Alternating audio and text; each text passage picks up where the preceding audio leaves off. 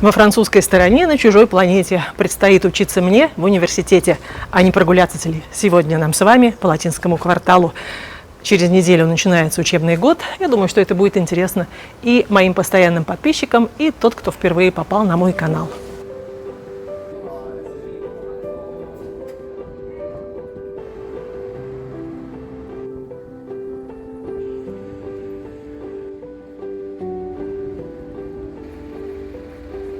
Латинский квартал находится на левом берегу Парижа. Я прошла сейчас остров Сите. И дальше наш путь лежит в Латинский квартал на левый берег. С моста Святого Михаила открывается великолепный вид на собор Парижской Богоматери. Как вы видите, еще идут работы.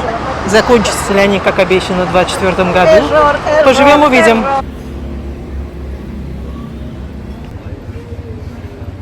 Почему квартал называется Латинским кварталом? Все очень просто. Ведь тогда преподавали все предметы на латинском языке. Студенты здесь же жили между собой, тоже по латыни говорили, дабы их можно было от других не знающих болванов распознать. Вот поэтому квартал с той поры называют Латинским кварталом. На средневековых улицах Латинского квартала было весьма и весьма небезопасно. «La bourse ou la vie» – кошелек или жизнь. Частенько можно было услышать на этих улицах.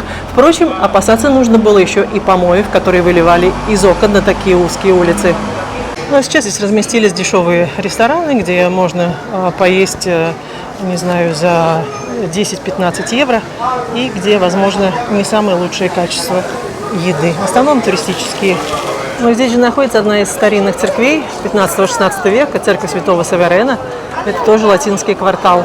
А теперь давайте пройдем к Сорбонне. Ну и по сей день Латинский квартал оправдывает свое название, потому что именно здесь находятся университеты. Сорбонна по сей день здесь, на левом берегу Парижа. Здесь самые лучшие лицеи и колледжи парижские, тоже на левом берегу. Здесь, в Латинском квартале, в кабаках Латинского квартала, бродячие студенты, их называли вагантами, распевали свои песенки, горланили. Типа такой: без возлюбленной бутылки, тяжесть чувствую в затылке, без любезного венца я тоскливее мертвеца. Но когда я пьян мертвецки, веселюсь по-молодецки, и горланья во хмелю Бога истово хвалю. Это знаменитая поэзия 13 века. Кстати, из этой же серии и во французской стране на чужой планете. Это тоже песни вагантов 13 века. О, кажется, это грузинский ресторан «Пиросмани». Грузинская кухня. Пойду посмотрю, какие там цены. Харчо 16,50. Ну, как известно, левый берег, здесь селились еще римляне в первом веке до нашей эры. Именно они, римляне, построили во втором веке вот эти вот здания. Это термы, бани. Мылись здесь когда-то. Сейчас это музей, кстати, очень интересный. Термы сохранились, и их можно посетить. Здесь находится очень интересный музей Средневековья, музей Клюни называется. Так что, когда вы посещаете этот музей, вы проходите и смотрите термы 2 века нашей эры. В музее Клюни были проделаны очень большие реставрационные работы. Вот эта улица, она полностью была перестроена, посадили, смотрите, цветы, зелень.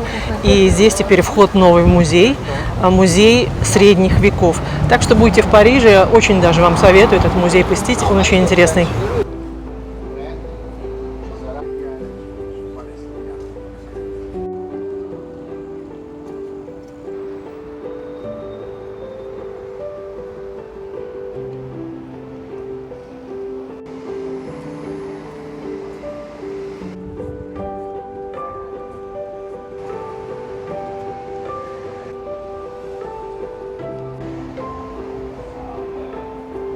Вот это и есть музей Средневековья, сохранился особняк 15 века.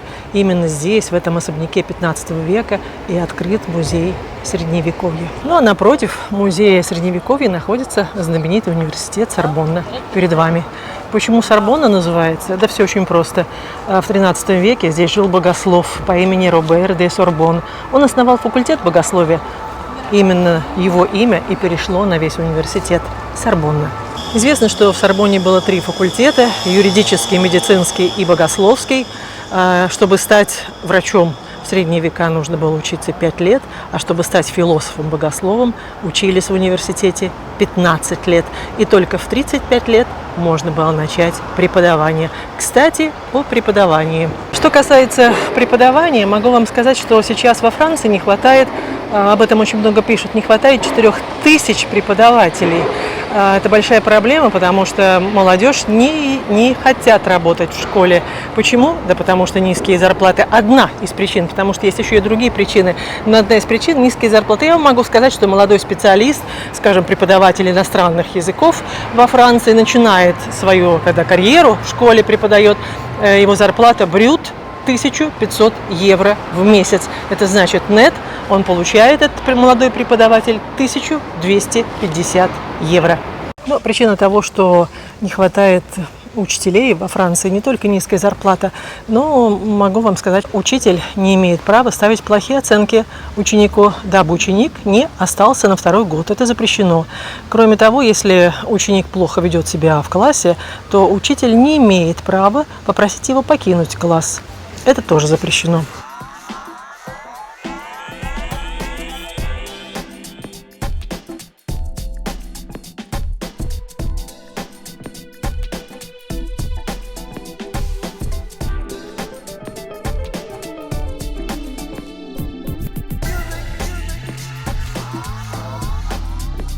А прямо напротив этого университета находится знаменитая скульптура философа Мишеля Монтенья. Давайте подойдем к этой скульптуре. Посмотрите, как блестит его ножка. Знаете ли вы, что у французских студентов парижских есть такое поверье: нужно подойти к Монтенью, поздороваться с ним, «Салю, Монтенье», «Привет, Монтенье», и потереть вот эту ножку, чтобы сдать успешно экзамен. Именно Мишелю Монтенью принадлежат знаменитые изречения, типа такого, они, кстати, актуальны и по сей день.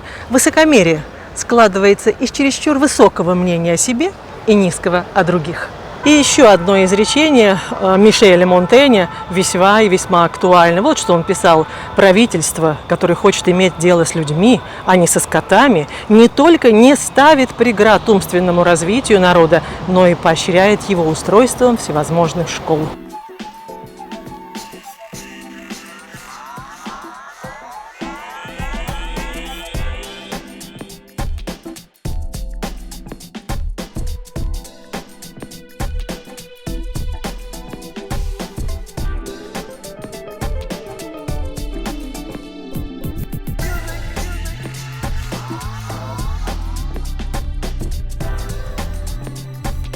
Здесь, в Латинском квартале, находится, кстати, не только Сорбонна. Вот Сорбонна слева, а напротив это один из лицеев. Называется лицей Людовика Великого. Не справа это юридический факультет Парижского университета. Ну вот сейчас во Франции пришло к власти новое правительство, и новый министр образования обещает, что у молодых специалистов зарплата будет 2000 евро нет в месяц. Но обещания обещаниями, а что там будет дальше, посмотрим. Здесь, в Латинском квартале, находится вот эта библиотека студенческая. Кстати, могу вам сказать, что в Сорбонну не сдают экзамены по записи и по досье. И когда записываются в Сорбонну, нужно заплатить 170 евро на год. То есть образование во Франции бесплатное, государственные университеты бесплатные. Но, естественно, существует огромное количество частных высших школ, там уже совсем другие цены. Частные высшие школы во Франции, сколько это стоит образование, это зависит от школы. От университета это может быть 7 тысяч евро в год, а может быть 15 тысяч евро в год и больше. Ну а прямо перед нами это церковь, которая называется Церковь Святого Этьена. Сент-Этьен-дю-Мон по-французски звучит. Церковь действующая, она очень интересная. Она была построена, вернее, начато строительство в эпоху готики, а закончена уже во времена Ренессанса. То есть здесь два разных стиля. Интерьер, кстати, она сейчас закрыта, тем более я снимала для Zen Яндекса, для моего канала. Если вам интересно, посмотрите там интерьер этой церкви. На левом берегу Парижа находится в Латинском квартале огромное количество хороших лицеев. И вот один из лучших лицеев Парижа, элитарных лицеев, государственных, то есть бесплатных, это лицей, который называют Генриха IV. Он прямо перед вами сейчас находится. Лицей Генриха IV, он разместился на территории бывшего монастыря Святой Женевьевы. Так что здесь сохраняются здания и 12, 13, 15 веков. И могу вам сказать, что лицей Генриха IV закончили достаточно известные во Франции политические деятели, литераторы, интеллектуалы, скажем так. И, кстати, именно здесь, в этом лицее, этот лицей заканчивал и нынешний президент Франции Эммануэль Макрон. Ну, как известно, Макрон, он родом из города Амьена, его родители достаточно зажиточные люди, врачами оба работали, по крайней мере. И уже тогда в Амьене, в лицее, у него начался роман с учительницей французского языка. И вот, чтобы подальше держать своего сына от учительницы, родители отправили Эммануэля заканчивать учебу сюда, в Париж, именно в этот лицей Генриха IV.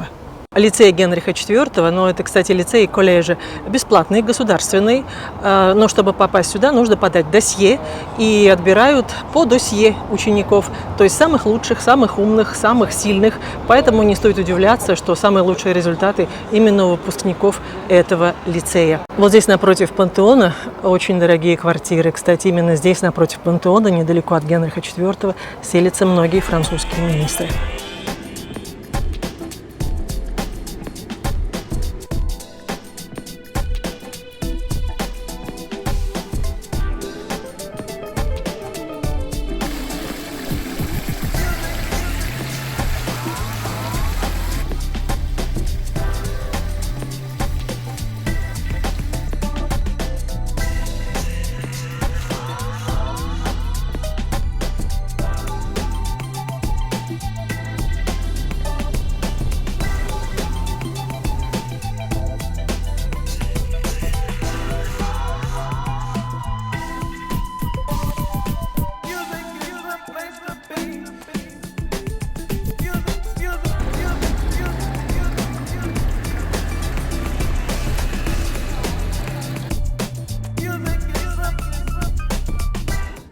Ну и буквально в 2 шагах от Люксембургского парка находится вот это интересное здание конца 19 века. Кстати, здесь была когда-то, в начале 20-го столетия, колониальная школа. В 1934 году это стало национальной школой Франции заморских территорий. В 2 шагах также от Люксембургского парка, это аллея обсерватории, улица обсерватории, вернее, что ни шаг, то университет. Вот это, например, факультет фармацевтики. И вот там сейчас я вам покажу очень необычное здание. Давайте подойдем поближе. Если бы вы не знали, что это Париж, вы бы сказали, что это где-то на Ближнем Востоке. Действительно, здание очень необычное. Построено было в конце 20-х годов 20 века. И сейчас здесь находится факультет, это университет, кстати, факультет искусства и архитектуры. Но это здание сплошная эклектика, потому что очень сильное влияние Северной Африки, затем Тоскании, Италии. И, естественно, вот эти барельефы характерны были для Древней Греции и Древнего Рима. Так что архитектор постарался.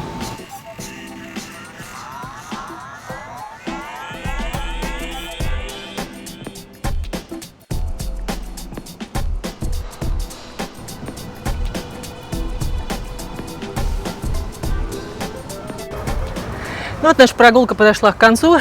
Парижане, кстати, еще отдыхают. Еще заметно, что город пустой, хотя остается всего лишь неделя до 1 сентября. Туристов очень много в Париже. Но надеюсь, что вам была интересна прогулка. Спасибо за ваши доброжелательные комментарии, за то, что вы смотрите мои видео. И, как всегда, до новых встреч на канале «О Франции не только». Пока!